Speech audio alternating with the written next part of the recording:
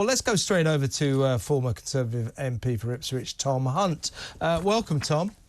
Good evening.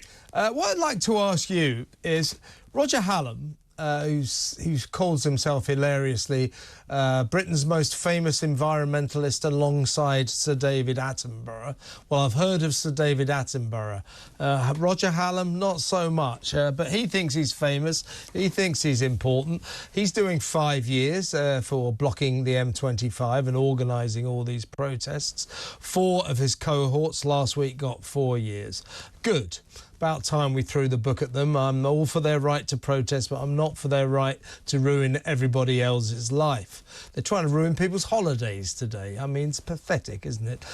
My question to you, though, guess what? Big interview at the BBC from Roger Hallam from behind bars, you know, talking about how, you know, he's going to the strategic moral imperative, his resistance to the greatest in the crisis in the history of humanity, blah, blah, banging his green drum, and also calling, because he's in jail, calling the British prison system as the English gulag. Why is he allowed to do this interview from behind bars? I mean, you don't get bank robbers, you know, talking to the Daily Mirror, do you, saying it's about time we softened up the law on bank robbery. Why is he allowed to do this?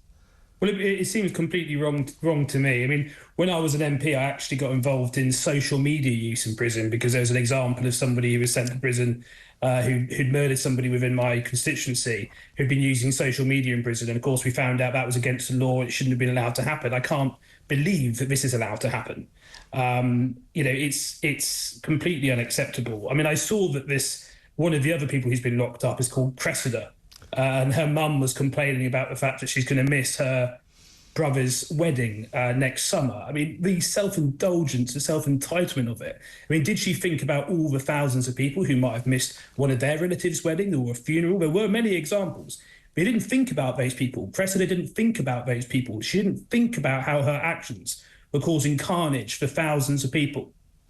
But she is thinking about the fact that she can't go to her brother's wedding because of her actions. You know, I think it's right we brought in these laws. The previous government brought in these laws, and I think they are beginning and they will start to serve as a deterrent, which is why they're moaning about it so much. But it's completely wrong that they're conducting interviews from behind bars. They should not be doing that. And if I was still an MP, it's the sort of thing I'd be raising in the House of Commons chamber tomorrow.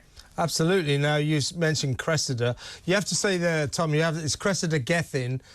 You have to stipulate because there's probably about 50 Cressidas in Just Stop Oil. And my other favourite one, who I believe she's sharing a cell with now, check this one out.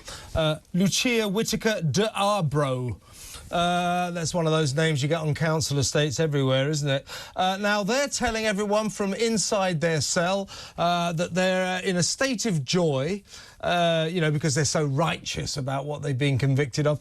Quotes, "We're waltzing around our cell to music playing on our little plastic television." Here's what I'd do. A, split them up, and B, take away their little plastic television. Well, it's quite hard to follow because one of them is just describing British prisons as equivalent to a gulag, and then the others are sort of saying they're having a merry time. So it's hard to know quite what their experience is. But I would say, though, that for some of these Cressidas and all the other champagne socialists at large, you know, maybe they go on sort of 3 or 4 holidays a year. Maybe they've never had to work a day in their life to be able to go on holiday 3 or 4 times a year. But for a lot of those people at Gatwick today, that was the one holiday that they have every year. And, you know, frankly, being at the airport is stressful enough as it is, particularly when you've got children, and having those prats causing the kind of disruption they were. I mean, yes, as it was today at Gatwick, it was a bit of a joke. People just walked over them. But they've got a summer of activity planned. So my concern is that actually they will be able to do things that are more disruptive than that. It could be dangerous, and I really hope the government are on top of it, but I won't be holding my breath for that. Yeah, I mean, it's a little bit when crime came to the middle class or the upper middle class town, isn't it? That Cressida Gethin's mother, you know, as saying, and now she won't be able to attend her brother's wedding. Well, here's an idea, Mrs. Gethin. Why don't you get your entitled little daughter to not break the law? Try that. It's unbelievable, these people, isn't it? I mean, that day on the M25, you know, what Cressida was part of, it meant that people couldn't get to funerals. It meant somebody who I believe had stage 4 cancer missed an appointment and as a consequence had to wait 2 months for another appointment. You know, it cost millions of pounds of damage to the local economy. Cressida didn't think about that because Cressida only thinks about herself. And Cressida only thinks about imposing her own worldview on all of her fellow countrymen and women, okay? I personally had enough of people like Cressida. I'm pleased that they're in prison. I'd like more of them to be in prison. And I'd actually like a continuation of this new robust approach to these people. There's a big difference between peaceful protest and the unlimited right that some people think they have to cause untold carnage and destruction to millions of other people. It's important that we strike that distinction. I'm pleased that judges are now doing that, finally, because the previous government brought in laws to enable it. My concern is the current government will start watering those laws down. That is my concern. And I think if you look at where the Labour Party gets some of its money from, I think it's right to have concerns about that. By the way, Roger Hallam, who thinks he's famous, mistakenly, he says that he's stunned that the court didn't take into account all the very important evidence he had about climate change.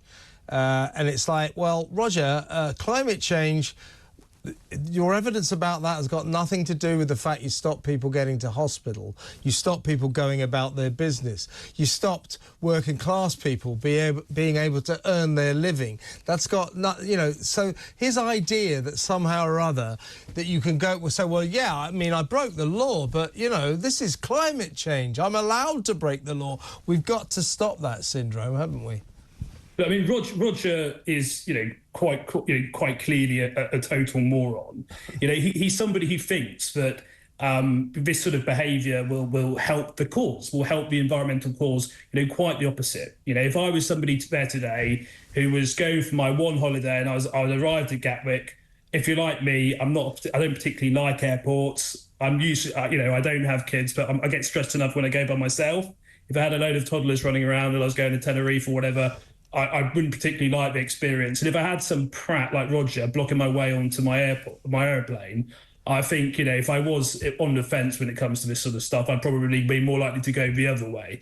The guy is self-defeating. He's achieving nothing. But look, this is good news. These people are being put in prison. Like, I want to see more of it. You know, we have to put down a marker. Enough's enough. And also, I mean, this exclusive interview that he gave the BBC, you know, I'm all for a free press, the right to free speech and all that, but you've just been put into prison for breaking the law. You shouldn't be allowed to give interviews to the media about how wrong the law is and how awful the prison you're in. I mean, that has to, you know, that has to be stopped, doesn't it? Oh, it needs to be nipped in the bud. It should not be happening. I have to say, I'm not aware of a law in this area. You know, there was an example of somebody using, so I was quite active in clamping down on social media use in prisons, which is also against the law. I imagine a similar law might come over this sort of thing, but it's totally wrong that it's happening. The whole point about being in prison is that you forfeit some of your liberties, and surely some of those liberties should be giving interviews to national newspapers. Yeah. We shouldn't be making a martyr out of these people. We shouldn't be giving them any airtime. You know, as I say, these are not peaceful protesters. These are self-indulgent people who've inflicted millions of pounds of damage to the local economy. They've destroyed people's days. They've prevented people from getting to an important hospital appointment. They had a special needs kid who couldn't get to an assessment because of what people like Cressida were doing. I'm sorry, but I seem to be very focused on Cressida. I just read the story earlier about Cressida and the fact that she was moaning about not going to her brother's. I know. Her mum was moaning about the brother's wedding. And I just thought this really, really does. This sums the whole thing up. But look, I mean, your listeners of TalkTV will be appalled by this sort of thing. But they should be concerned that these laws that we brought in, which were voted against by the Labour Party, will be watered down by a left-wing government we have at the moment. We've got to be worried about that. And by the way, Roger Hallam, he can call himself a very important environmental campaigner if he likes. But you have a look at his record. What he really is a career criminal. He's just broken the law consistently throughout his life. So he's just a two-bit crook.